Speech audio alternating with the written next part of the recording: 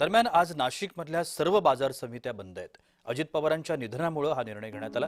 या संदर्भामध्ये नाशिकच्या बाजार समितीतून अधिक माहिती देत आहेत आमचे नाशिकचे प्रतिनिधी किरण गोटूर। आपण पाहूया। काल एका विमान अपघातामध्ये बारामतीत अजितदादा यांचं दुःखद निधन झालं।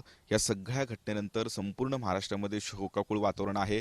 मी नाशिकच्या मार्केट कमिटीमध्ये आहे। नाशिक जिल्ह्यातले सगळे मार्केट कमिटी बंद ठेवण्यात आलेलं आहेत, कारण अतिशय दुःखद घटना आहे। या सगळ्या घटनेनंतर संपूर्ण महाराष्ट्रामध्ये हे दुःख हे व्यक्त होत आहे। महाराष्ट्र हळहळ करतोय, कारण अजितदादा हे राज्याचे उपमुख्यमंत्री होते आणि नाशिक जिल्ह्यामध्ये सुद्धा राष्ट्रवादीची मोठी ताकद होती। अजितदादांना मानणारा खूप मोठा वर्ग जो आहे तो नाशिक जिल्ह्यामध्ये होता।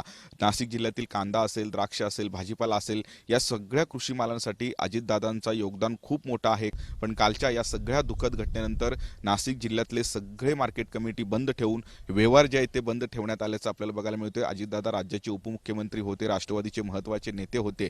अचानक काल ते बारामतीमध्ये एका विमान अपघातात त्यांचं निधन झाल्याने संपूर्ण महाराष्ट्रामध्ये दुःखाचं वातावरण आहे आणि नाशिक जिल्ह्यामध्ये सुद्धा खूप मोठा शोकाकुळ वातावरण असल्याचं आपल्याला बघायला मिळतंय आणि त्या सगळ्या अनुषंगाने नाशिक जिल्ह्यातील सगळे मार्केट कमिटी आज बंद असल्याचं आपल्याला बघायला मिळतंय। किरण गोटूर, जय महाराष्ट्र न्यूज, नाशिक। नाशिकमधली माफ करा, नाशिकमधल्या सर्व बाजार समित्या बंद ठेवण्यात आल्यात। तर दुसरीकडे अहिल्यानगरमधल्या नेप्थी उपबाजार समिती देखील बंद करण्यात आली आहे। बंद पाळत अजित पवारांना